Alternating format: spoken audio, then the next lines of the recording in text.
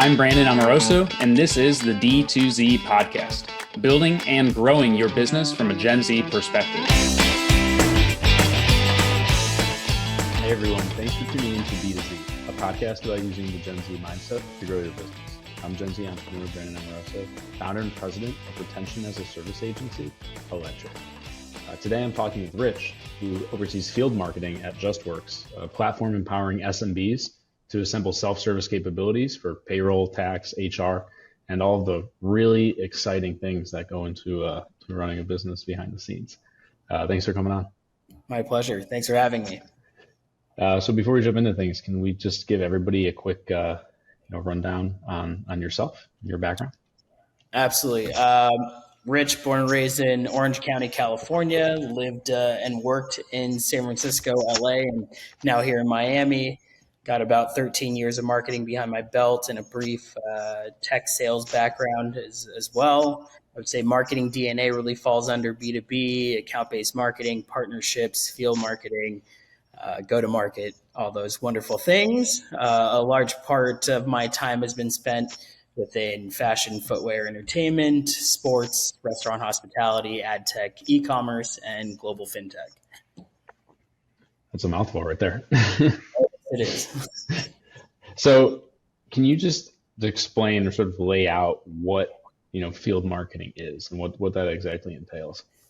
Yeah. So field marketing, in a sense, really kind of encompasses a few different channels of marketing. I would say partnership, sponsorship, thought leadership, content, and events. So, the main thing to look at is to consider all the things that you would need to do to build awareness, but also drive lead acquisition revenue in a new or growing or key market that you're interested in penetrating. Mm-hmm. And how do you quantify a return on, said events or activations? Because, that's something for me that's very black and white with like email marketing and e-commerce. But in field marketing, there's a lot of different moving parts, and attribution, I'm guessing, is a little bit of a nightmare to deal with. So how do you go about, quantifying the ROI from what you're working on, and then also assessing the potential ROI of like new events or activations that you're thinking about doing? Yeah, really when you're looking at field marketing and quantifying the ROI, I think it really starts with what are the objectives internally. Sometimes it could be as simple as we need brand awareness, and that's relatively easy to quantify. It's like how many people are engaged, how many potential accounts or prospects attend.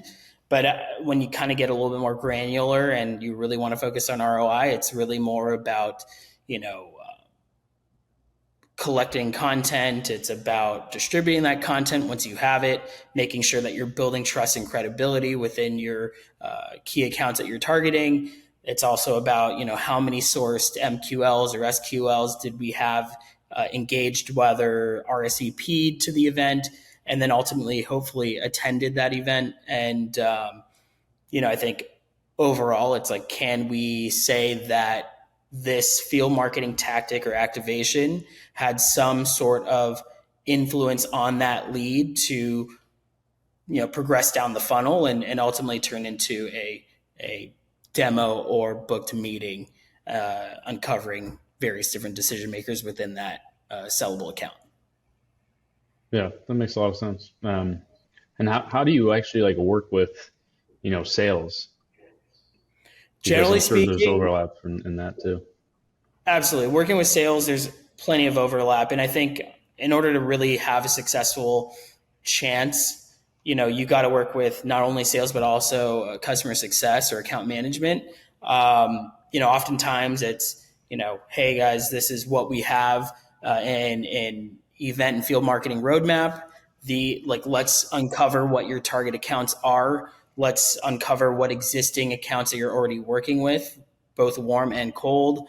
Let's work with, customer success and really invite some of those existing happy clients that could be evangelists or advocates for us and really ultimately sell the product more than we would want sales or employees to really sell. So there's just a lot of collaboration, sales, and customer success. But generally, it's a lot of hand holding. It's really putting the ownership on sales to drive attendance and do the outreach. And generally that's a good idea, or a good overall kind of viewpoint on what it's like working with sales in field marketing. And when it comes to driving, attendees to the event, are you typically, do you prefer to piggyback off of others' events and then come in and support, or do you prefer to, to lead your own? Because like, at least for us at Electric, we don't really have that, massive, outbound force to drive a bunch of interest or be like the person leading the charge there. So I would prefer for us to piggyback off of events and be a value add in other ways. But what does that look like for you? Are you trying to lead your own events and then have others fill in the spots, or vice versa? There's a couple ways to answer this. I think when you're the big fish or the key player in the space that you're working in, you obviously want to have that, that company and that field marketing manager or partnerships manager be the driving force of credibility and trust amongst the community and amongst the targets of interest. I personally tend to like to lean more into leading these kind of creative ideating options to building a field marketing plan and campaign. But again, like back to who's got more of the credibility and trust in the space. So if we're talking e-commerce and we're talking Shopify, if I'm looking to do a co-marketing event and campaign, I'd probably want them to lead it, and I kind of take a seat back. Sometimes it's also determined by what's your budget. Like who's got the bigger budget is really the one that kind of leads. And then, when you're doing co-marketing campaigns and field activations, you'll lean heavily on, the one that has more of the creative juice and probably more resource and ability to execute. Got it. And one thing that I've noticed, when you go to events, especially, events in and around conferences or solo events, I'll show up and you can sort of almost tell very quickly whether or not it's a good event or not. But it's hard for me to, actually put a finger on what makes a good event versus what doesn't. But you just sort of know. And what are some of the things that like you're looking for to have in an event or to have in like a sponsorship opportunity? Because there's obviously an endless amount of opportunities, especially in, a city like Miami where, there's never ending things going on. I myself get thousands of emails about, tech this, tech that, happy hour this, happy hour that. So what sort of events do you prefer and why? So, yeah, I mean, I don't tend to enjoy, the very standard conference, pre or post conference event. I understand why that exists, because you obviously want to piggyback off of something that is already in market, that's already has buzz and attraction, and you're just there to try and have your own sort of pre or post event to kind of drive attendees. I tend to like something that's going to be a little bit more intimate, a little bit more personalized, a little bit more intentful, especially having said event at various locations that is already desirable by your target audience and attendees.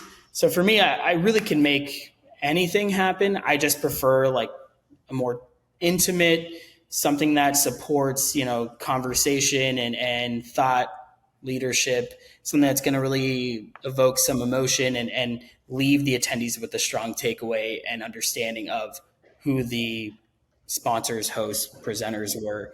That to me is really what I like to produce or be a part of. Got it. Okay. Yeah, for me, like, where I can get the forced interactions is the best events, like forced networking almost, or forced learning with other people.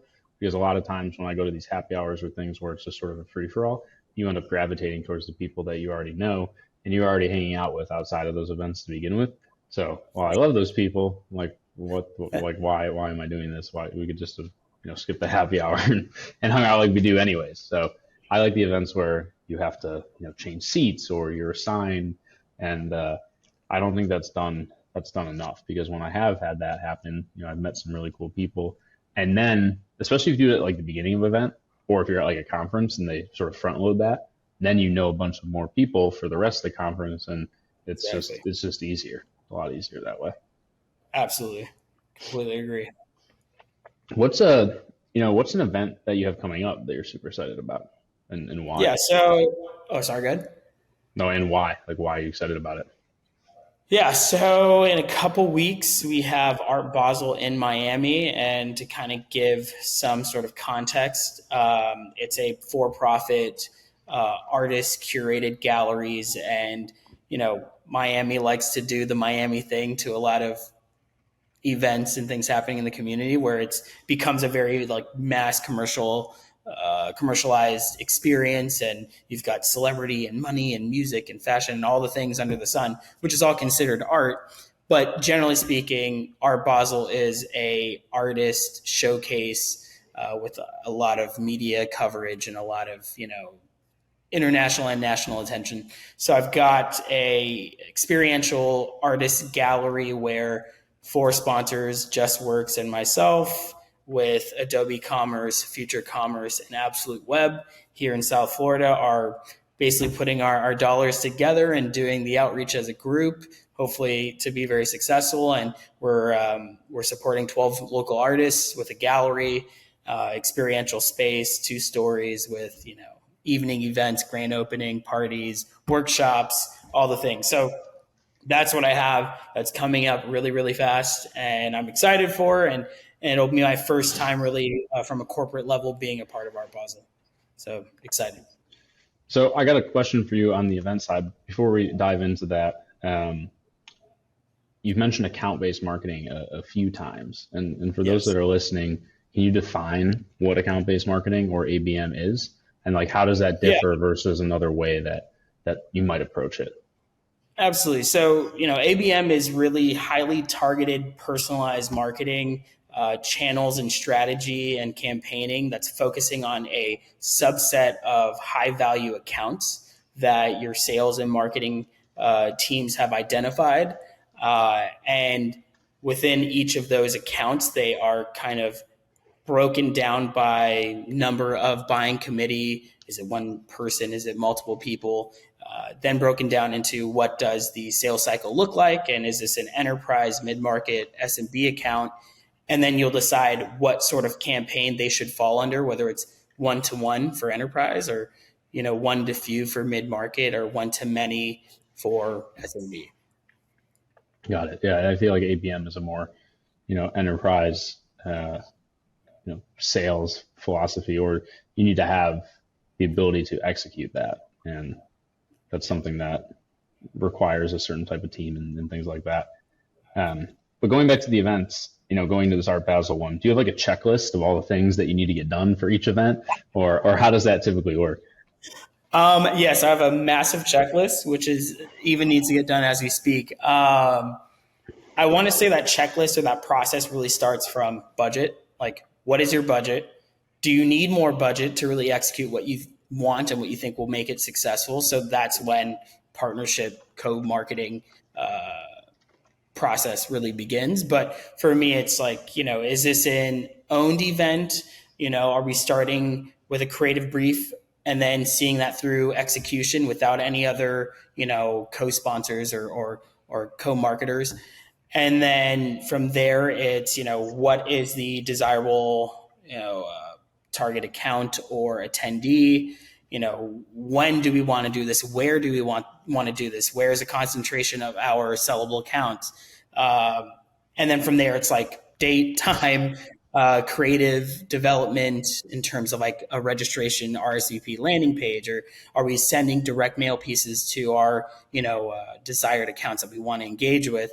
Like, there's so many layers and process that goes into this, and very strict timelines and very specific objectives. But that's generally kind of like where I start, where I begin. Got it. And when it comes to the lead generation, your sales team already has, a target list that, they're feeding into to drive attendees. And are you doing like account mapping with the other folks that are hosting the event with you too? Yeah.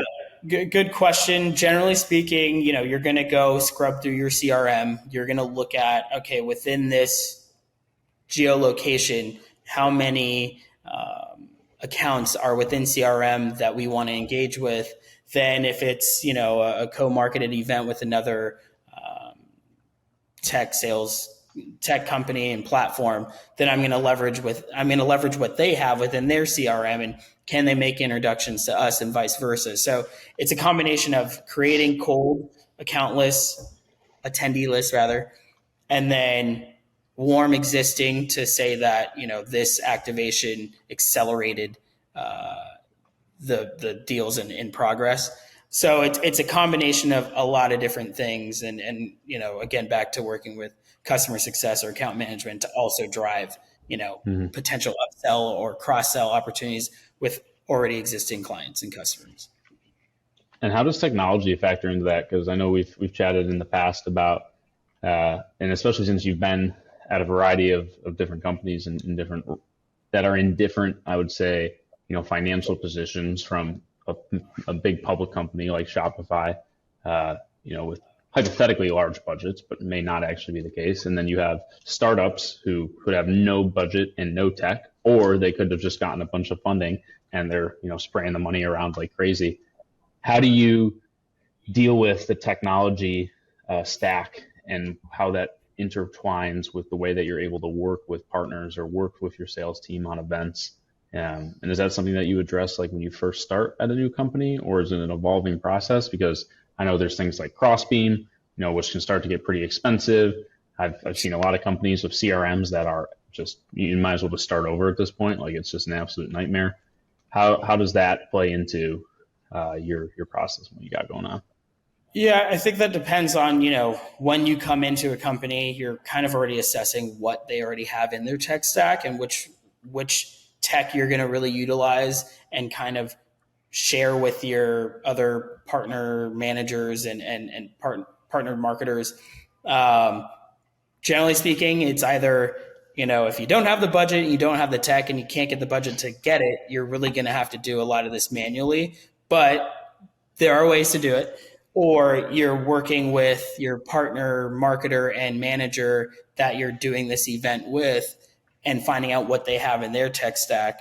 Can you use it with them? Are you using Crossbeam to identify those, common interest target accounts? For example, like with Art Basel and the group I just mentioned that are putting this together, I've used Splash for my landing registration page, where others are using Eventbrite and don't have a commercial license, and we're using like a free version, where like right now I can't even modify the typeface all that well because I don't have like the commercialized license. So then I'm like leaning on the other partners. Hey, can you create my landing page and use my brand guideline deck and kind of build it for me?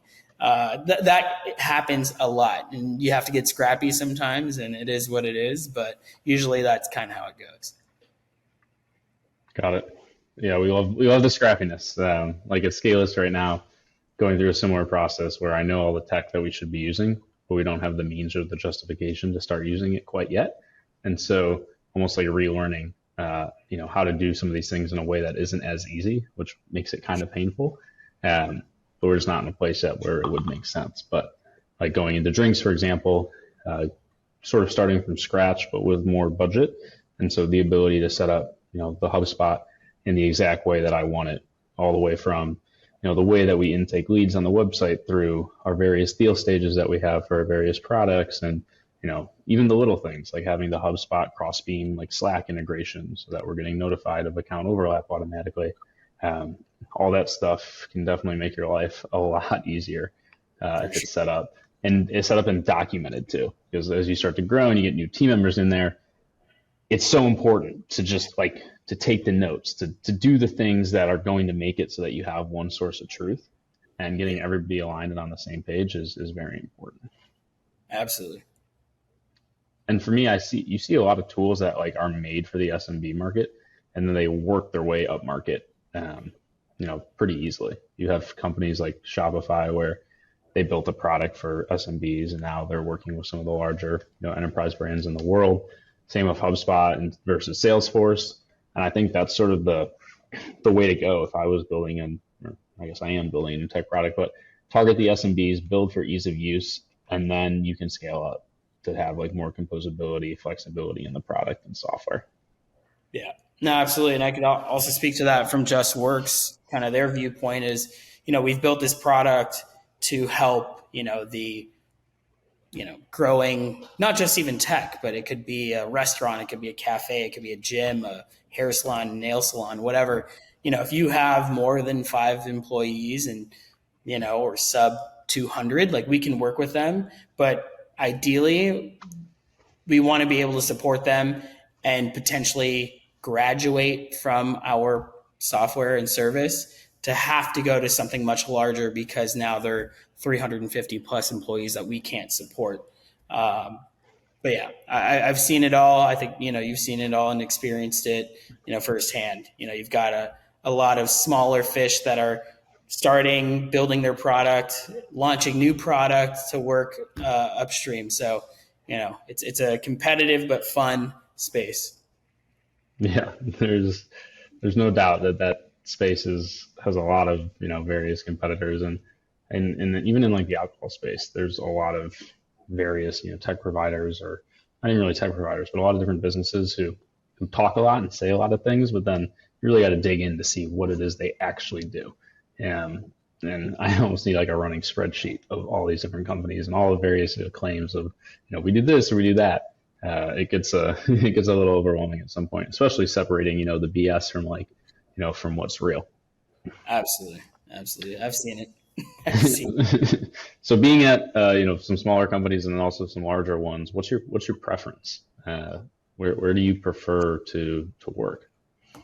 That's the interesting situation where I've been in both seats, and I think if I'm happy to be in a small early startup, as long as the autonomy is provided and given and maintained.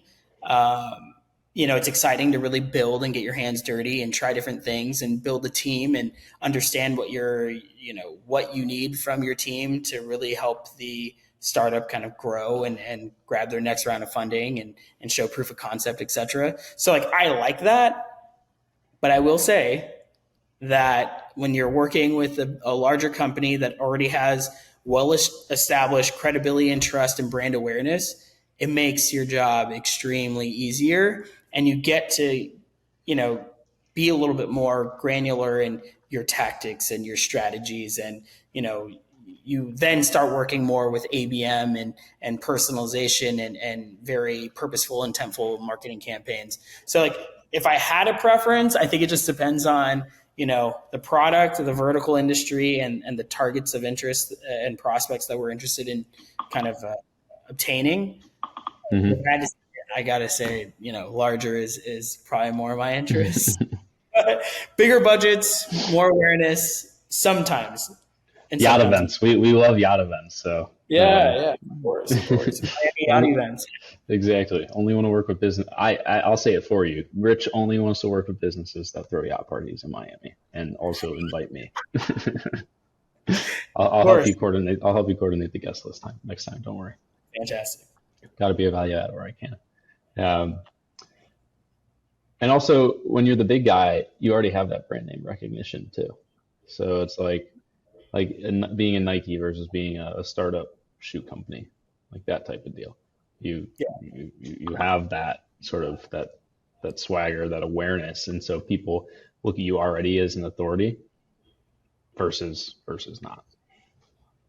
Yeah, no, for sure. And I think when you kind of use that reference and analogy with sports apparel and footwear, you could be Nike, and that just using the Nike brand and name will immediately garnish attention, but it also carries some level of expectation amongst your community and then requires more money and budget. But sometimes with the early companies, say On Running or Hoka, any of those kind of up and rising footwear brands, athletic footwear brands, you got to assume that they have, again, the autonomy to get creative because there's not as much red tape and politics and what have you. So it's give or take, but just from that example, you could easily find pros and cons.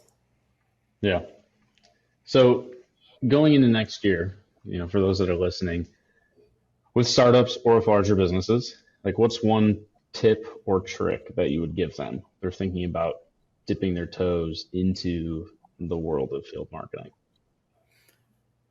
I think you got to humanize the entire process. And the way I would kind of set this up or get you to think about is, whoever you're interested in engaging with, they have so many other options of things to do after work or before work, like time with friends, time with family, your significant other.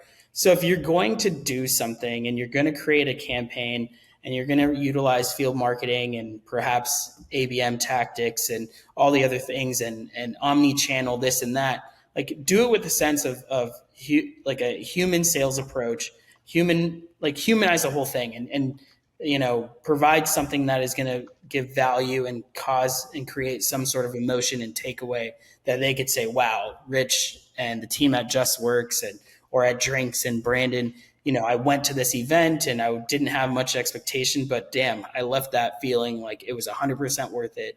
Because again, you could be doing something else. And if you're a founder, entrepreneur, C-suite executive, you probably have the money to do whatever it is that you're attending. Like if it's a bowling event or if it's a buyout at a Michelin restaurant and a guided chef, cooking class, like do something that's cool and interesting, that is thoughtful, that a target attendee wouldn't either think of doing themselves or couldn't afford to do it themselves.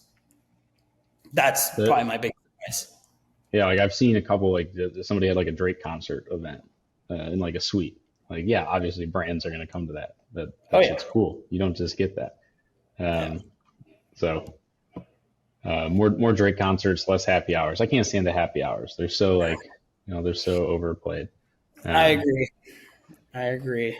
So a Drake or a Drake event. Who did that? I want to say it was Inveterate and 2 or 3 other companies.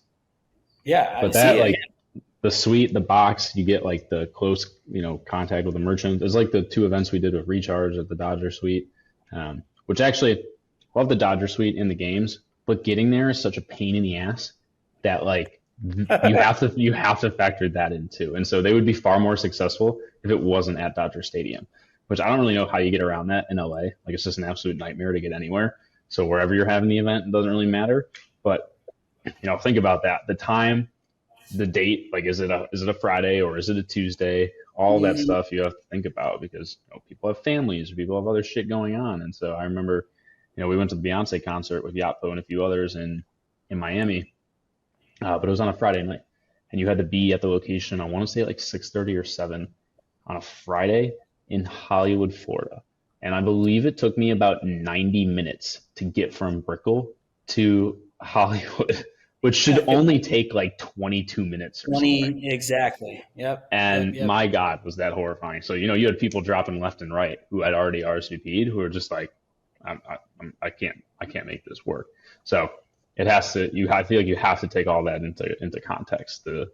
What sort of date it falls on, the city too. I can't think of a worse city to have to deal with Friday night traffic than Miami. Absolutely.